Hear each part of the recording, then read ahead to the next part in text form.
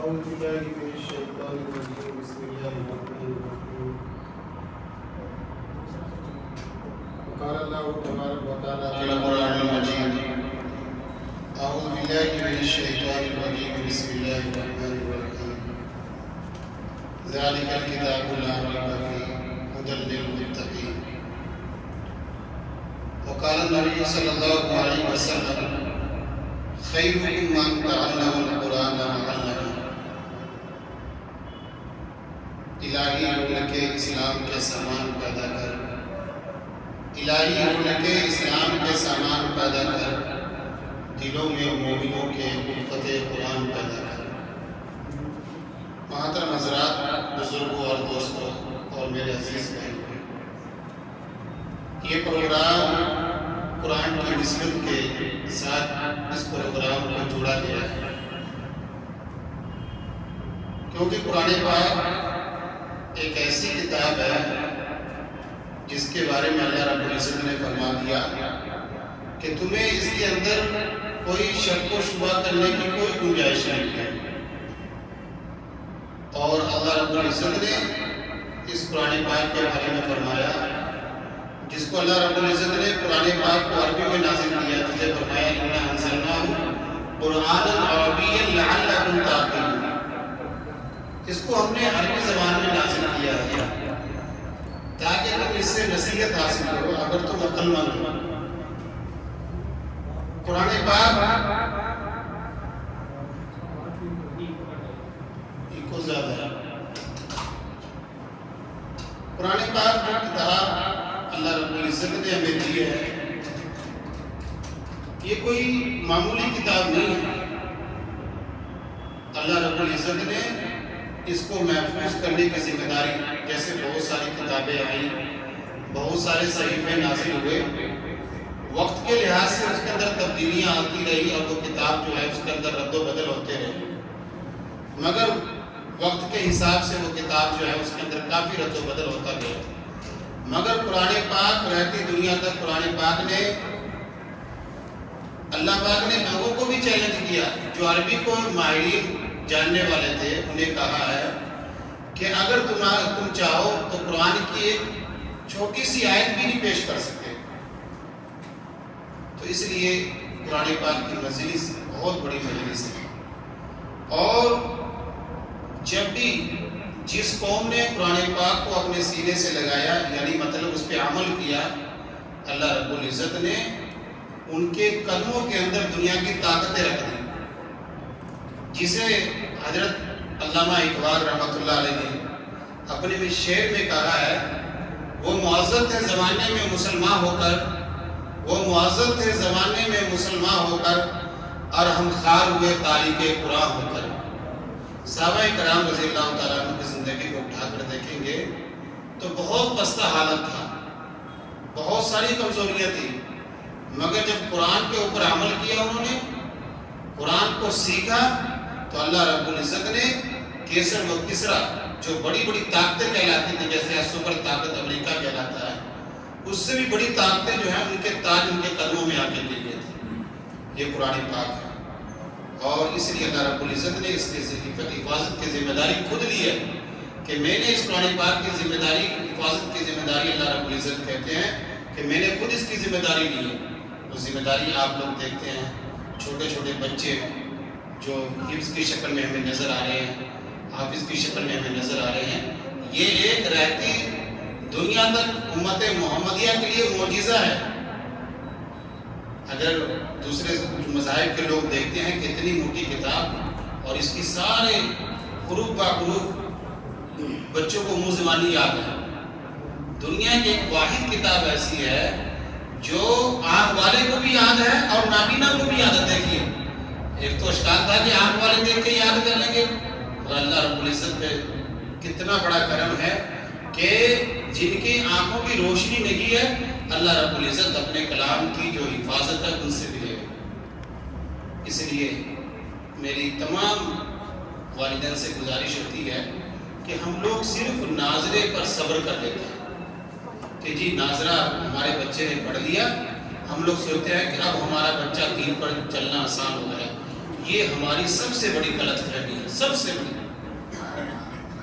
کہ ہم نے ناظرے تک صبر کر لیا، اور ناظرہ بھی کون سا؟ اسکول والا ناظرہ۔ دیکھو اسکول کو ہم زیادہ قصوروار نہیں ٹھہرائیں گے، کیونکہ ان اسکولوں سے اچھے ہیں جو غیر مسلم کے اسکول ہیں، وہاں پہ ہمیں قرآن کی تعلیم نہیں دیں گے وہ لوگ، مگر جو ہمارے اسلامیات کے اسکول ہیں کم سے کم وہ اس چیز کی طرف رغبت تو دلاتے ہیں کہ قرآن بھی ہمارا حصہ ہے زندگی کا۔ مگر بڑے افسوس کی بات ہے کہ ماں باپ ساری کی ساری ذمہ داری اسکول والوں پہ چھوڑ دیتے ہیں، 6 گھنٹے میں وہ کیا دیں گے آپ کو؟ تو سب سے بڑی ذمہ داری کہ اگر ہمارے بچے اسکول جا رہے ہیں اچھی بات، اگر ہم نے اپنے بچوں کو مکاتب کے ساتھ جوڑ کے رکھا تو سب سے بڑے سمجھو کہ سب سے بڑا ہمارا قلعہ یہی ہے، سب سے بڑا ہمارا قلعہ یہی ہے۔ اس لیے اپنے بچوں کو مکاتب کے ساتھ ضرور جوڑا جائے، جہاں جہاں مکاتب قائم ہوں گے وہاں دین پہ چلنا بچوں کے لیے آسان ہوگا۔ ایک بچہ مکتب میں پڑھے گا اور وہ اپنی مساجد میں ظہر کی نماز کرا دے گا، عصر کی نماز کرائے گا، عشاء کی نماز کرائے گا، تو جب وہ جوان ہوگا تو اپنی شادی کے اندر وہ کنجریاں نہیں نچائے گا۔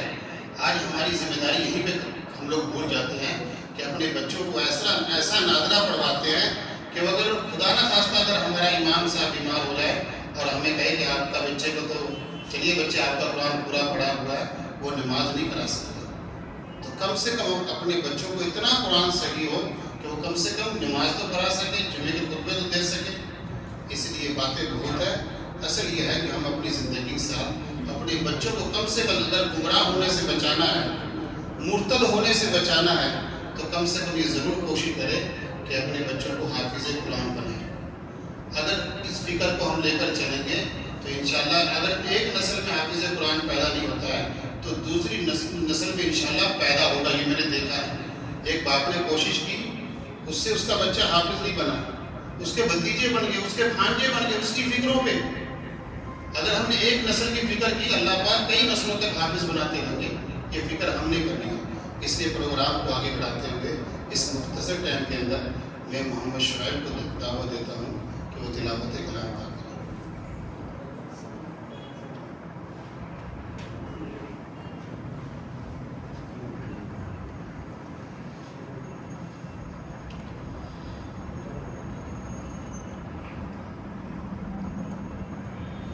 أعوذ بالله من الشيطان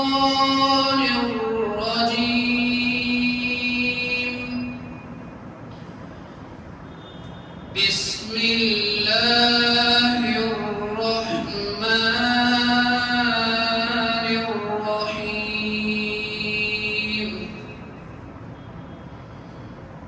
وما خلقت الجن والإنس إلا ليعبدون،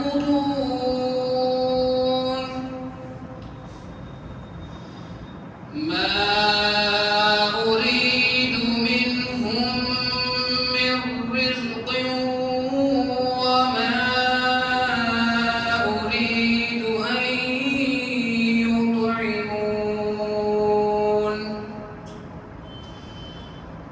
إن الله هو الرزاق ذو القوة المتين، فإن للذين ظلموا ذنوبا مثل ذنوب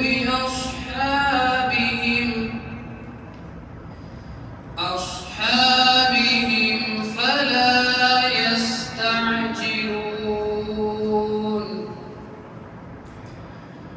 فويل للذين كفروا من يومهم الذي يوعدون، صدق الله العظيم۔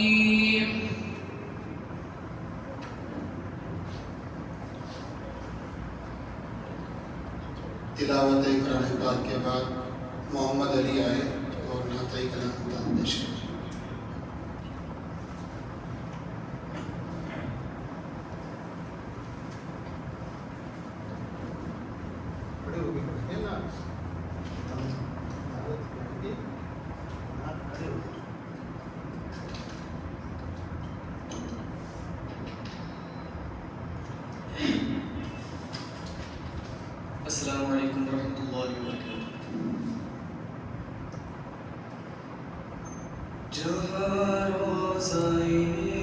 پاک خیر الورا ہے، وہ جنت نہیں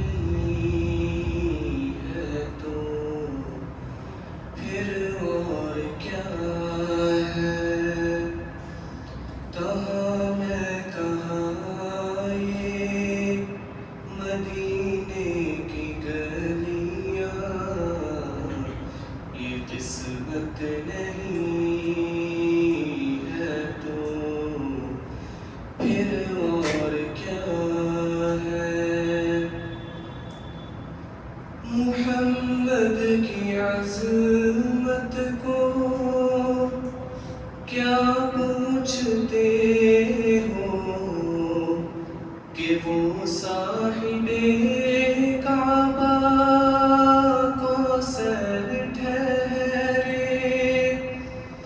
محمد کی عظمت کو کیا پوچھتے ہو کہ وہ صاحب کعبہ کوثر ٹھہرے؟ بشر کی سرے عرش مہمان نوازی،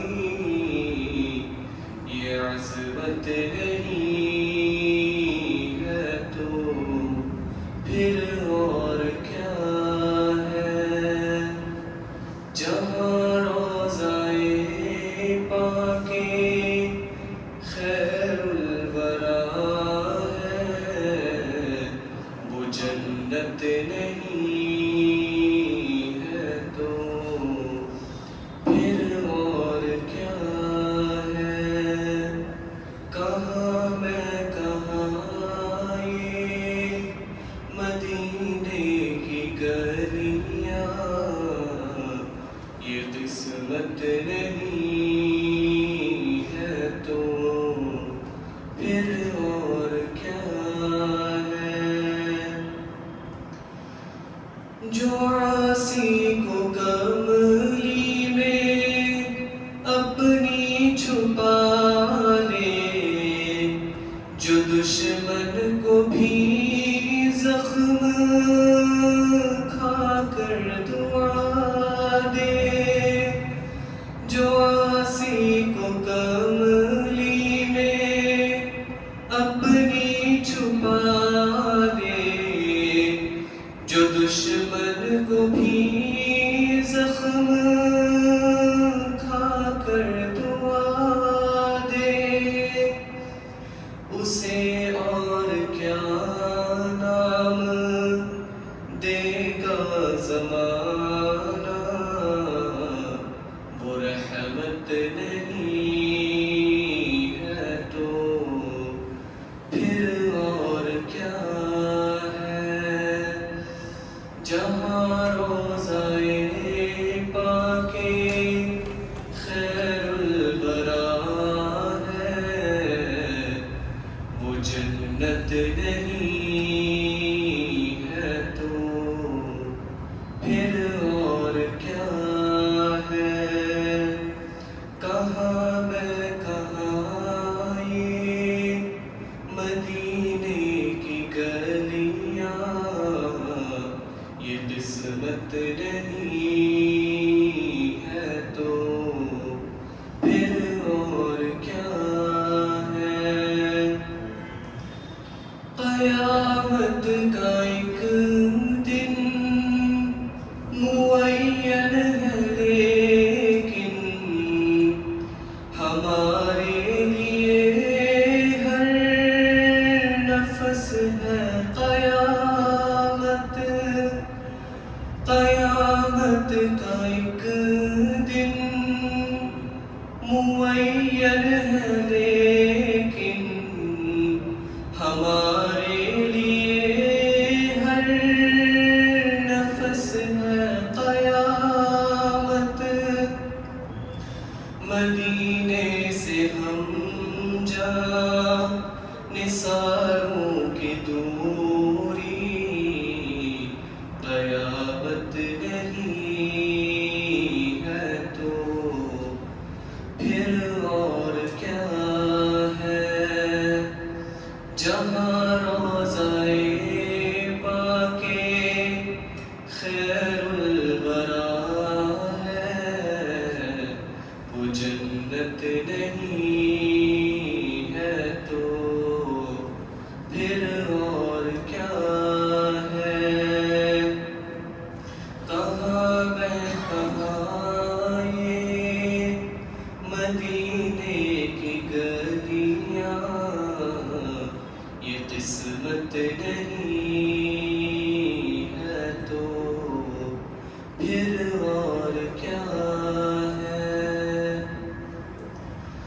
تم اقبال یہ نعت کہہ تو رہے ہو مگر یہ بھی سوچا کہ کیا کر رہے ہو تم اقبال یہ نعت کہہ تو رہے ہو مگر یہ بھی سوچا کہ کیا کر رہے ہو کہاں تم کہاں مدح ممدوح ہے یزداں یہ جرت نہیں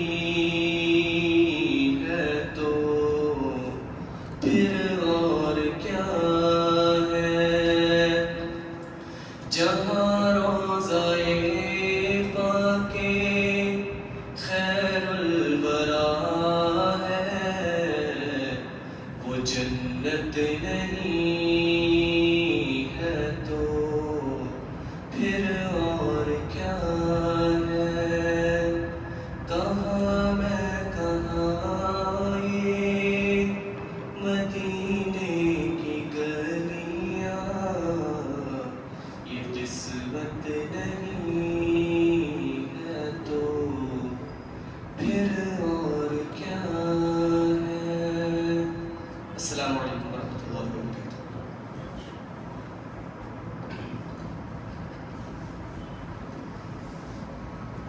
ماشاءاللہ بہت ہی درد بڑے لہجے کے اندر آپ لوگ نعت کو سماعت فرما رہے تھے اصل جو لہجہ نعت کا یہی ہے یعنی وہ نعت یہ پڑھ رہے تھے اور ہماری سوچ مدینے میں جا رہی تھی صحیح پوچھو دل رونا آ رہا تھا کہ اتنی بہترین نعت اور اتنے اچھے الفاظ اس نعت کے اندر کہ میں بیان آپ لوگ بھی شاید اور لہجہ بھی بہت اچھا ہے ورنہ آج کل کی نعت کے اندر تو آپ دیکھ رہے ہوں گے کتنا آواز نکالنا اور اس بچے کے اندر میں نے وہ درد جیسے کہ درد حضرت علامہ اقبال نے نعت کو لکھا ہوگا تو اسی درد کے ساتھ یہ بچہ پڑھ رہا تھا اللہ اس درد کو ہمارے سینوں میں محفوظ کرے بہت اچھے اور اس سے پہلے جو بچے نے تلاوت کیا ہے اس کا بھی اسی تعلق ہے جیسے اس آیت میں وذکر فإن الذکریٰ تنفع المؤمنین کہ اللہ کے نبی آپ نصیحت کرتے رہو نصیحت کرنا مومنوں کو فائدہ پہنچاتا ہے تو قرآن کی تلاوت اور یہ نعت اور یہ مجلس صحیح پوچھو ان کی نعت یہ پڑھ رہے تھے اور رونا آ رہا تھا کہ اللہ کے نبی کی کیا سیکھتے ہیں وہ مدینے کی گلیاں اللہ سب کو نصیب کرے اور جناب اللہ کے نبی کی سیکھتے انہوں نے بیان کی کہ دکھ سکھ کے بھی دعائیں نکلتی تھی اللہ کے نبی سے اسی لیے پروگرام کو آگے بڑھاتے ہوئے محمد حارث جس بچے نے قرآن پاک کو حفظ مکمل کیا ہے وہ آخری سبق مفتی صاحب کو سنائیں گے یہ محمد نصیب الدین کے لڑکے ہیں نصیب الدین صاحب کہاں پہ یہاں پہ ہم اس کا تعارف کر لیں ماشاء اللہ ہاتھ کھڑے کر دیجیے ذرا آپ کا رات یہاں آ جائیے اللہ پاک ان کے جذبے کو قبول عطا فرمائے آپ بھی آ جائیے گا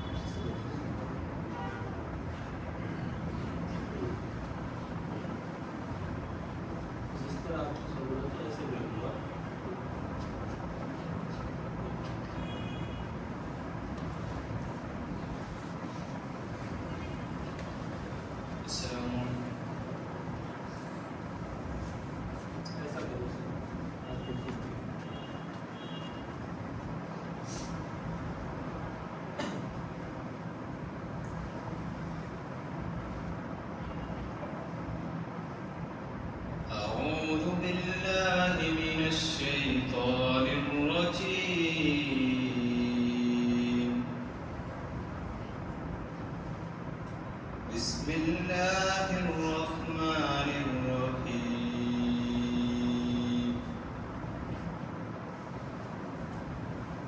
صبغة الله ومن أحسن من الله صبغة ونحن له عابدون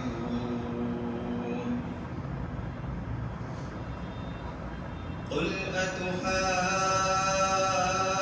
أتحاجوننا في الله وهو ربنا وربكم ولنا أعمالنا ولكم أعمالكم ونحن له مخلصون أم تقولون إن إبراهيم وإسماعيل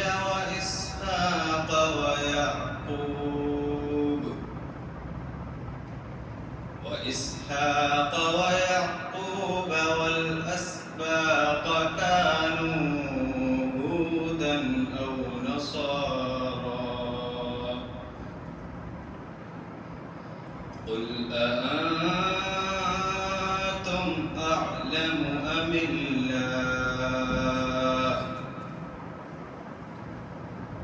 ومن أظلم ممن كتم شهادة عنده من الله وما الله بغافل عما تعملون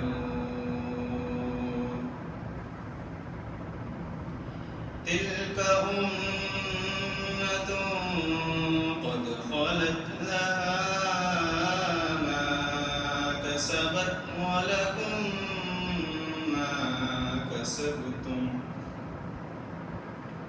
ولا تسألون عما كانوا يعملون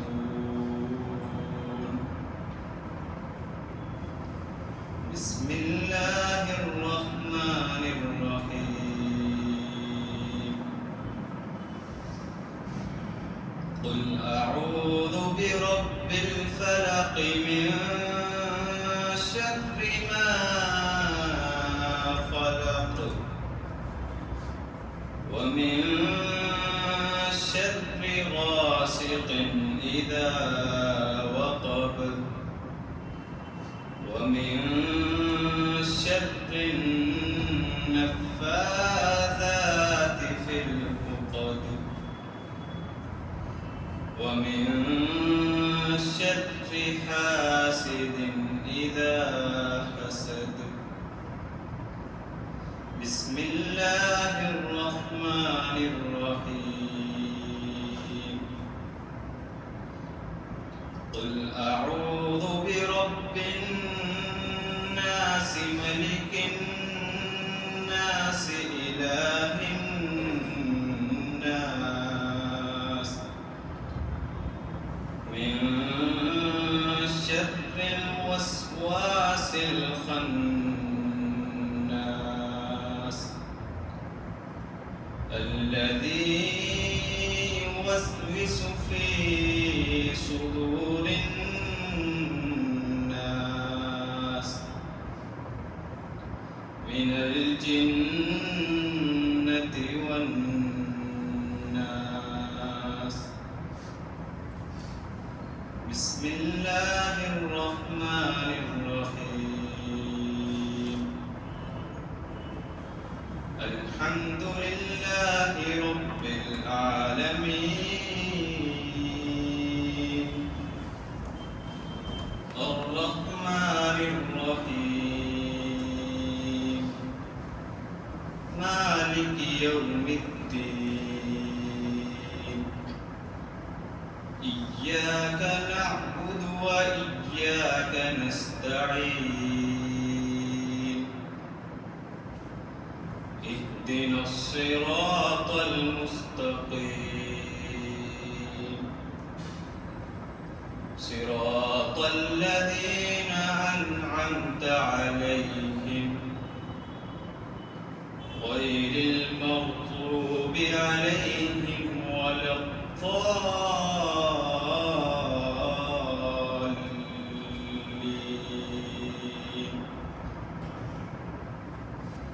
بسم الله الرحمن الرحيم. ألف لام ميم. ذلك الكتاب لا ريب فيه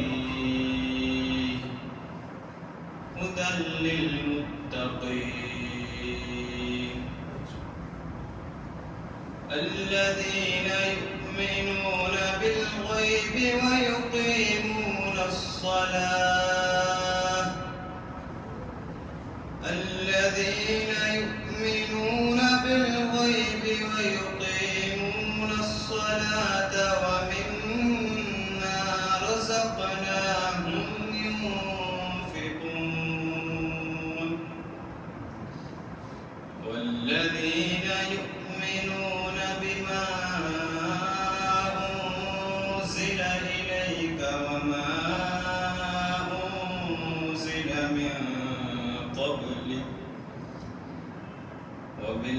وبالآخرة هم يوقنون أولئك على هدى من ربهم وأولئك هم المفلحون. إن الذين كفروا سواء عليهم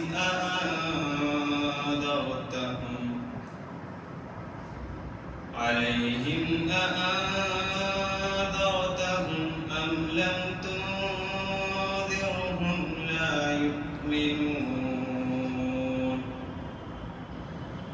ختم الله على قلوبهم وعلى سمعهم وعلى أبصارهم غشاوة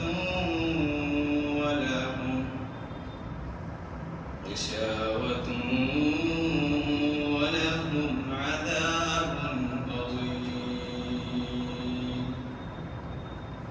صدق الله العظيم.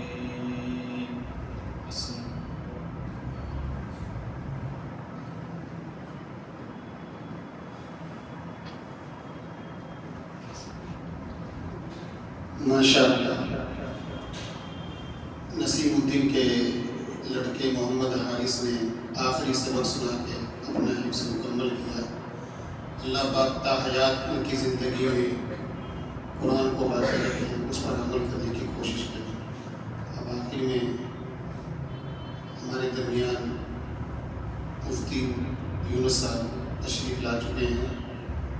ان سے میری گزارش ہے کہ وہ آگے کچھ بیان فرمائیں.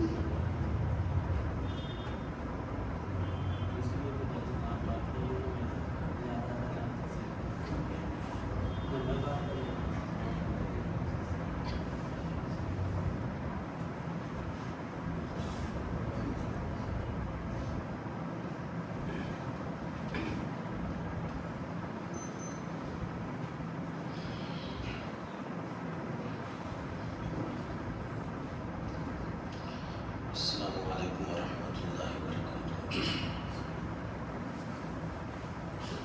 نحمده ونصلی علی رسوله الکریم اما بعد.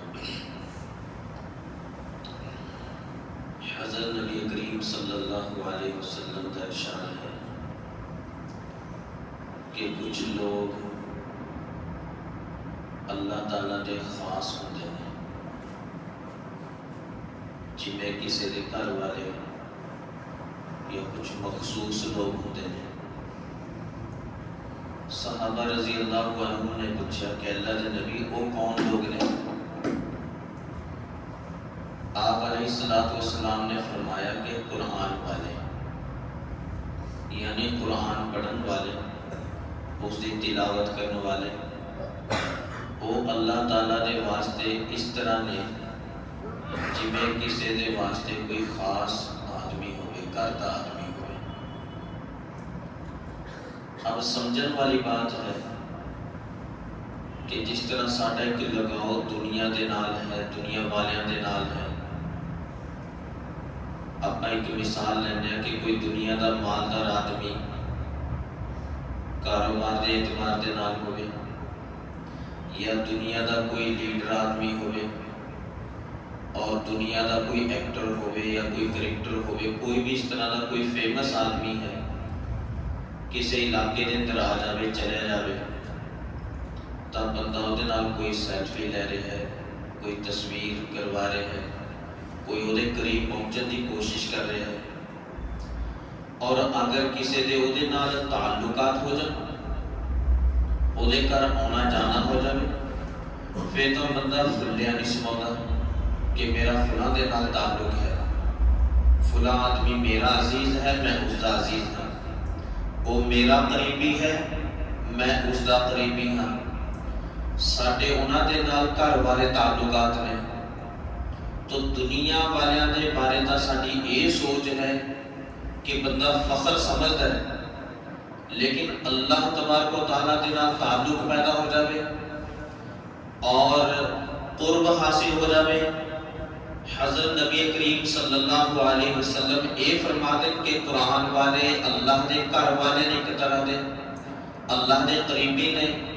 तो ये नहीं असी कदे सोचा कि असी भी कुरान की उस दौलत को हासिल करिए या कुरान की असी तिलावत करिए, कुरान को असी पढ़िए ताकि असी भी अल्लाह के करीबी हो जाइए, ताकि साडा भी अल्लाह की ज़ात के नाल ताल्लुक जुड़ जाए। तो ये सिर्फ हुफाज़ कराम के वास्ते नहीं है कि वही तिलावत करन, बल्कि सब के वास्ते है, क्योंकि जो कुरान है पूरी इंसानियत के वास्ते हिदायत की किताब है। पूरी इंसानियत के वास्ते अल्लाह ताला ने इसको हिदायत की किताब बनाया है। और ईमान वाला होवे, मुसलमान होवे, अल्लाह के ऊपर, अल्लाह के रसूल सल्लल्लाहु अलैहि वसल्लम के ऊपर ईमान रखता होवे, कुरान के ऊपर ईमान रखता होवे, और फिर भी उसकी तिलावत ना करे तो कितनी ज्यादा सख्त महरूमी की बात है। और आज ये हालात ने कि लोग अखबार पढ़े बगैर नहीं रह सकते, नावल पढ़ने वाले नावल पढ़े बगैर नहीं रह सकते, और फोन का इस्तेमाल करने वाले फोन का इस्तेमाल किए बगैर नहीं रह सकते। रोजाना व्हाट्सएप चेक करने, इंस्टाग्राम चेक करने, और जो भी उहदे अंदर फंक्शन है सब चेक करने, और आखिर तक उसके यानी तह तक पहुंचने की कोशिश करेंगे। लेकिन कुरान की सिर्फ तिलावत के बारे में कहा जाए तो उन्होंने तो बेचारे तो तिलावत भी नहीं होती। तर्जमा पढ़ना बहुत दूर की बात है, तफसीर के अंदर शिरकत कर लेना, उसको सुन लेना, ये भी दूर की बात है। सिर्फ तिलावत करना ही आज ईमान वाले ने मुश्किल लग रहा है, यानी वक्त ही नहीं निकल रहा है ईमान वाले के पास। हालांकि फजाइल अल्लाह के नबी सल्लल्लाहु अलैहि वसल्लम ने फरमाया कि कुरान पाक पढ़िया करो, कुरान पाक की तिलावत करया करो, क्योंकि कल क़यामत के अंदर कुरान सिफारिशी बन के हाजिर होगा, सिफारिश करूँगा कुरान पाक। और इसकी कुछ मखसूस सूरतों के बारे फरमाया कि इस तरह उसके पढ़न वाले को इस तरह कल क़यामत के अंदर मैदान हशर के अंदर इस तरह उसके ऊपर साया करनगियां, उसको छुपाउणगियां, उसको ढकणगियां कि जिस तरह कोई साहिबान होता है। कितनी ज्यादा फजीलत है। इस तो इलावा और बहुत सारी अल्लाह के नबी सल्लल्लाहु अलैहि वसल्लम का फरमान है, खैरुकुम मन तअल्लमल कुरान व अल्लमा, कि थोड़े अंदरों बेहतरीन आदमी वो है जो कुरान को सीखे और उसको सिखाए। बेशुमार फजाइल ने, बेशुमार फजाइल। अगर असी देखांगे हदीस दियां किताबां को पढ़ांगे, सुनांगे अल्लाह के नबी सल्लल्लाहु अलैहि वसल्लम दियां अहादीस मुबारका को, आप दे अक़वाल को, वे सानू पता लगेगा। लेकिन आज ईमान वाला दीन तो इतना ज्यादा दूर हो गया, इतना ज्यादा दूर हो गया कि तिलावत उसके पास वक्त नहीं है, अल्लाह के नबी सल्लल्लाहु अलैहि वसल्लम ने इरशादात सुनने का उसके पास वक्त नहीं है।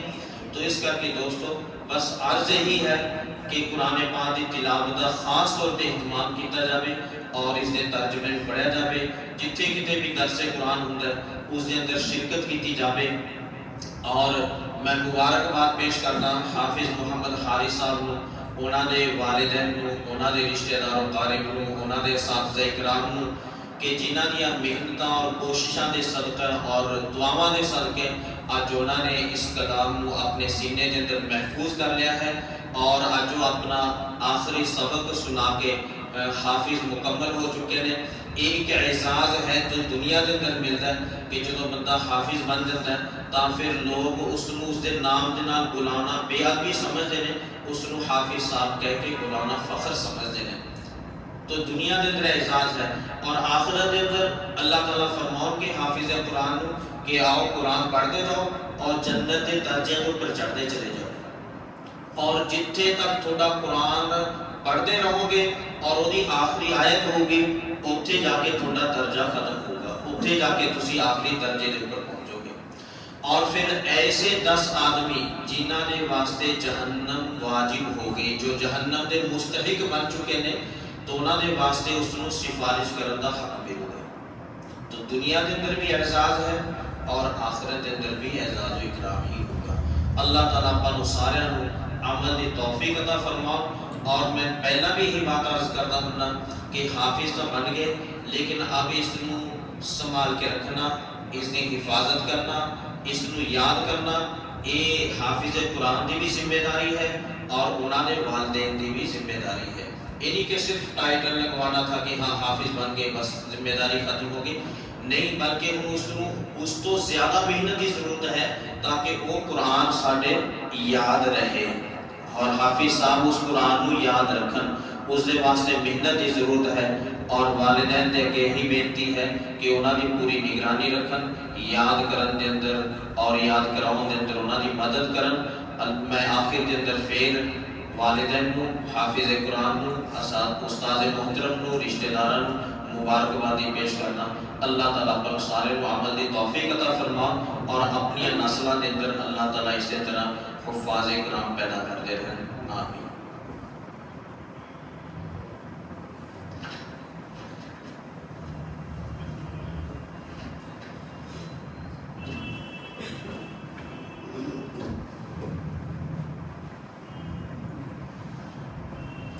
بسم اللہ الرحمن الرحیم،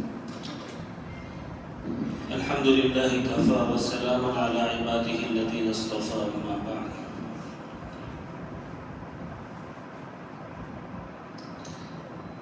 میں مبارکباد پیش کرتا ہوں اس طالب علم کو جس نے قرآن پاک مکمل کیا، ان کے والدین کو، اساتذہ کو، اہل تعلق کو، اہل محبت کو، اللہ تعالیٰ اس حفظ قرآن کو سب کے لیے باعث خیر و سعادت بنائے۔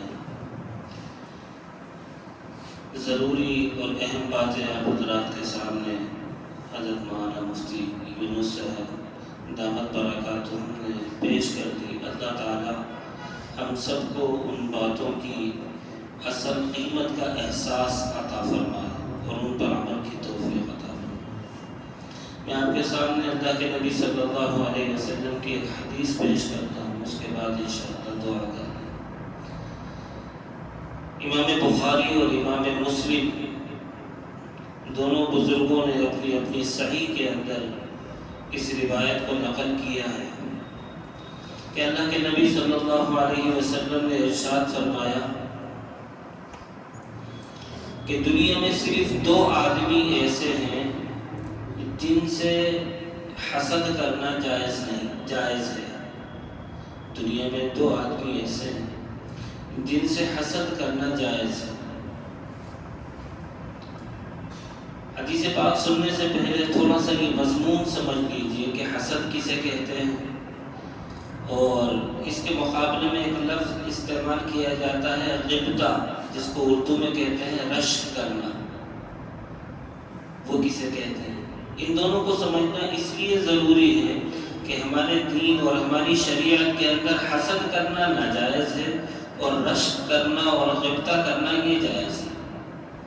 تو ہمیں لازمی طور پر یہ بات سمجھنی چاہیے کہ حسد کسے کہتے ہیں تاکہ ہم اس سے دور رہیں، اور غبطہ اور رشک کسے کہتے ہیں تاکہ ہم اس کو کبھی ضرورت پڑے تو اپنا سکیں۔ حسد کہتے ہیں کسی دوسرے کی اچھائی کے بارے میں دل کے اندر اس خیال کا پیدا ہونا کہ کسی طرح اس کے اندر سے یہ اچھائی ختم ہو جائے، چاہے وہ اچھائی میرے اندر پیدا ہو یا نہ ہو۔ کسی کو مالدار دیکھا تو آدمی اس سے جلتا ہے، کاش کہ اس کا سارا مال لوٹ جائے۔ میں مالدار بنوں یا نہ بنوں اس سے کوئی مطلب نہیں، اس کا مال سارا کا سارا تباہ ہو جائے، برباد ہو جائے، وہ سڑکوں پر آ جائے۔ یہ کسی کی مقبولیت اور شہرت کو دیکھ کر آدمی حسد کرے کہ یہ آدمی اتنا مقبول اور اتنا مشہور کیوں ہے، کاش کہ اس کی ساری مقبولیت اور شہرت چھن جائے، یہ بدنام زمانہ اور رسوا اور ذلیل ہو جائے، چاہے اس کے مقابلے میں مجھے وہ شہرت و مقبولیت ملے یا نہ ملے۔ اس کو کہتے ہیں حسد، اور شریعت کے اندر حسد کرنا یہ ناجائز ہے، حرام ہے۔ اور اس کے مقابلے میں دوسرا لفظ آتا ہے رشک۔ رشک کا مطلب یہ ہوتا ہے کہ آدمی کسی دوسرے کی اچھائی کو، دوسرے کی خوبی کو اور کمال کو دیکھ کر دل میں یہ تمنا کرے کہ کاش کہ یہ چیز مجھے بھی حاصل ہو جائے، کاش میں بھی اتنا مالدار بنتا ہوں، کاش میں بھی اتنا مشہور و مقبول بنتا ہوں، کاش میں بھی اتنا بڑا اچھا قاری قرآن اور حافظ قرآن بنتا ہوں، کاش میں بھی اتنا بڑا عامل قرآن بنتا ہوں، کاش میں بھی اتنا اچھا نمازی بن جاؤں۔ تو دوسرے کے اندر اس صفت کمال کو باقی رہنے کی تمنا کے ساتھ ساتھ اس صفت کمال کو اپنے اندر دیکھنے کی خواہش اور تمنا کو رشک کہا جاتا ہے۔ یہ رشک جو ہے یہ جائز ہے۔ تو یہاں جو حدیث پاک میں کہا گیا ہے لا حسد الا فی اثنین، کہ صرف دو لوگوں پر حسد کرنا جائز ہے، یہاں پر حسد جو ہے رشک کے معنی میں، ورنہ حسد کو اگر اپنی ڈیفینیشن کے ساتھ آپ دیکھیں تو کسی بھی حال کے اندر حسد کرنا جائز نہیں، کیونکہ حسد کے اندر لازمی طور پر یہ ہوتا ہے کہ دوسرے کی صفت کمال کا زوال مطلوب ہوتا ہے، چاہے اپنے اندر وہ کمال والی صفت پیدا ہو یا نہ پیدا ہو۔ ظاہر ہے کہ یہ تو کسی بھی صورت میں جائز نہیں ہو سکتا۔ تو یہاں پر حدیث پاک میں فرمایا کہ دو آدمیوں سے حسد کرنا جائز ہے، یعنی دو آدمیوں پر رشک کرنا چاہیے، غبطہ کرنا چاہیے۔ وہ دو آدمی کون ہیں؟ فرمایا رجل آتاہ اللہ القرآن فہو یتلوہ آناء اللیل و آناء النہار۔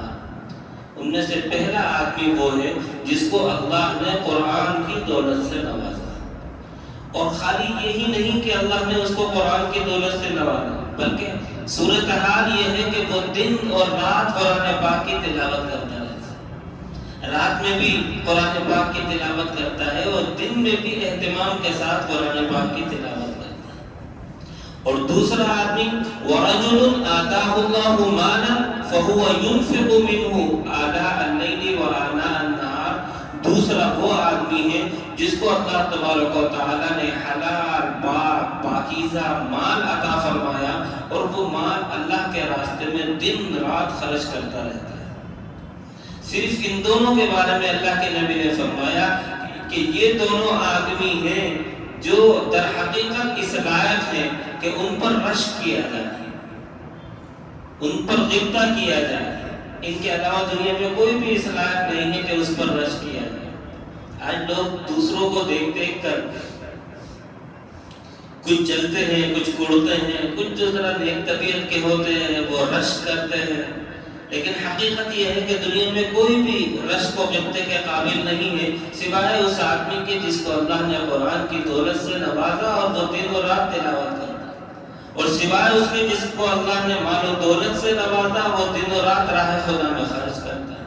اور اس میں بھی آپ غور کیجیے، وہ آدمی رشک کے قابل نہیں قرار دیا گیا جس کو اللہ نے قرآن کی دولت سے نوازا، اور وہ آدمی بھی رشک کے قابل نہیں سمجھا گیا جس کو اللہ نے مال و دولت سے نوازا، بلکہ اللہ تبارک و تعالیٰ نے رشک کا قابل اس کو سمجھا ہے جو دولت قرآن کے ساتھ ساتھ اس کی دن و رات تلاوت بھی کرتا ہے، اور مال و دولت کے مالک ہونے کے ساتھ ساتھ دن و رات اس کو راہ خدا میں خرچ بھی کرتا ہے۔ تو اصل چیز جو قابل رشک ہے وہ یہ ہے دن و رات قرآن پاک کی تلاوت کرنا، دن و رات اللہ کے دیے ہوئے مال کو اللہ کے حکم اور اس کی مرضی کے مطابق خرچ کرنا. اللہ تعالیٰ مجھے بھی اور آپ کو بھی سب کو یہ دونوں کے دونوں صفات عطا فرمائے. تین صفات پر رشک کرنے والوں کو رشک کرنا چاہیے. اگر ہم غور کریں تو قرآن اور مال ہم میں سے ہر ایک کو حاصل ہے. یہاں کوئی بھی آدمی ایسا بیٹھا ہوا نہیں ہے, چاہے وہ بچہ ہو چاہے وہ بڑا ہو, جو یہ کہے کہ میرے پاس بالکل مال نہیں ہے, بالکل قرآن نہیں ہے. اس لیے اللہ تعالیٰ نے ہم سب کو قرآن سے بھی نوازا ہے اور مال سے بھی نوازا ہے. بس ہمیں اپنے اندر یہ صفت پیدا کرنی ہے کہ جتنا بھی ہمارے پاس قرآن ہے ہم دن و رات اس کی تلاوت کریں, اور جتنا بھی ہمارے پاس مال ہے ہم دن و رات کے مختلف حصوں میں کچھ نہ کچھ اللہ کے راستے کے اندر خرچ کریں. اگر ہم یہ صفت پیدا کر لیں تو ہم اس حدیث پاک کی روح سے ان لوگوں کی صف میں شامل ہو جائیں گے جن پر اللہ کے نبی کہتے ہیں رشک کرنے والوں کو رشک کرنا چاہیے اور غبطہ کرنے والوں کو غبطہ کرنا چاہیے. اللہ تعالیٰ مجھے بھی آپ کو بھی عمل کی توفیق عطا فرمائے. دعا کر لیجیے. اللهم صل على سيدنا مولانا محمد كما صليت على ابراهيم وعلى ال ابراهيم انك حميد مجيد. ربنا ظلمنا انفسنا وان لم تغفر لنا وترحمنا لنكونن من الخاسرين. اے اللہ کرم کا رحم کا معاملہ فرما, عفو کا, عافیت کا, امن کا, سلامتی کا معاملہ فرما. اے اللہ ہر خیر سے مالا مال فرما, ہر شر سے نجات عطا فرما. اے اللہ جس بچے نے قرآن پاک کا حفظ مکمل کیا ہے, اے اللہ اس کی تکمیل حفظ کو قبول فرما. اے اللہ اس کو بہترین حافظ قرآن بنا, مجود قرآن بنا, داعی قرآن بنا, ماہر بالقرآن بنا. اے اللہ دن و رات قرآن پاک کی تلاوت کرنے والا, قرآن پاک سے بے انتہا شغف رکھنے والا, قرآن پاک سے انہماک رکھنے والا. اے اللہ قرآن پاک کے ذریعے جنت کے اعلیٰ سے اعلیٰ درجات و منازل طے کرنے والا بنا دے. اے اللہ اس مکتب کے اندر جتنے بچے پڑھ رہے ہیں, اے اللہ سب کے حفظ کو آسان فرما, سب کے دلوں کو کھول دے, سب کی زبانوں کو جاری فرما دے, سب کے ذہن و دماغ کو قرآن پاک کے لیے واضح اور کھلی کتاب کی طرح بنا دے. اے اللہ جہاں جہاں قرآن پاک کی خدمات ہو رہی ہیں تمام خدمات کو قبول فرما. اے اللہ قرآن پاک کے پڑھانے والوں کے پڑھانے کو قبول فرما. قرآن پاک کے پڑھنے پڑھانے میں مدد و تعاون کرنے والوں کو قبول فرما. اے اللہ قرآن پاک کے پڑھنے پڑھانے والوں کو عزت کی, محبت کی, عظمت کی نگاہ سے دیکھنے والوں کو قبول فرما. اے اللہ قرآن پاک کو ہم سب کی زبانوں پر بھی جاری فرما دے. اے اللہ ہمارے اعمال میں بھی قرآنی تعلیمات پر عمل کو شامل فرما دے. اے اللہ ہم سب کو ایک اور نیک بنا, متقی اور پرہیزگار بنا. اے اللہ دنیا کے اندر جب تک رہیں تیرے نام لیوا بن کر رہیں, جب دنیا سے جانے کا وقت آئے تو ایمان پر ہم سب کا خاتمہ فرما. اے اللہ تو ہم سے راضی ہو جا اور ہمیں اپنے سے راضی فرما دے. اے اللہ تو ہمارا بن جا اور ہمیں اپنا بنا دے. اے اللہ جو بیمار ہیں ان کو شفاء کاملہ عاجلہ مستمرہ دائمہ عطا فرما. جو مقروض ہیں ان کے قرضوں کی ادائیگی کی غیب سے صورت پیدا فرما. جو ناجائز مقدمات میں ماخوذ ہیں ان کو باعث بری فرما. اے اللہ جو بے روزگار ہیں ان کو حلال پاک طیب روزگار عطا فرما. جو بے اولاد ہیں ان کو نیک صالح اولاد عطا فرما. اے اللہ اس مدرسے کو ترقی عطا فرما. اس بچے کو قبول فرما, اس کے والدین کو قبول فرما, اس بچے کو ان کے والدین کو وہ تمام اجر و ثواب عطا فرما جس کا آپ نے محمد رسول اللہ صلی اللہ علیہ وسلم کے ذریعے وعدہ فرمایا. اے اللہ محض اپنے فضل و کرم سے ہماری تمام دعاؤں کو قبول فرما. وصلی اللہ تعالی علی خیر خلقہ محمد وآلہ وصحبہ اجمعین برحمتک یا ارحم